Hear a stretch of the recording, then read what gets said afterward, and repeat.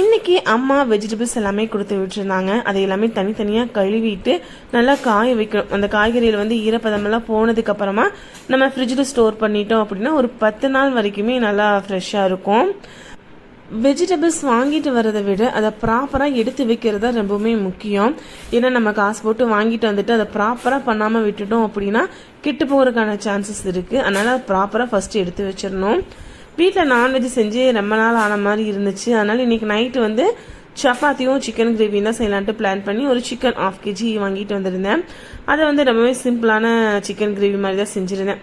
இஞ்சி பூண்டு பேஸ்ட்டும் காலி ஆயிடுச்சு. அதனால் ஃபர்ஸ்ட்டு அதை ரெடி பண்ணிவிட்டு அதுக்கப்புறமா நம்ம சிக்கன் கிரேவி செய்ய ஸ்டார்ட் பண்ணியாச்சு.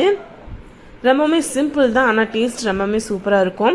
இந்த மாதிரி சப்பாத்திலாம் செய்கிறப்ப நம்ம சாய்க்குட்டிக்கு வந்து குட்டி குட்டியாக பிச்சு போட்டு அதில் பால் ஊற்றி கொஞ்சமாக நாட்டு சர்க்கரை சேர்த்து நம்ம கொஞ்சம் ஊறினதுக்கப்புறம் கொடுத்தோம் அப்படின்னா நல்லா சாப்பிட்டுக்குவாங்க.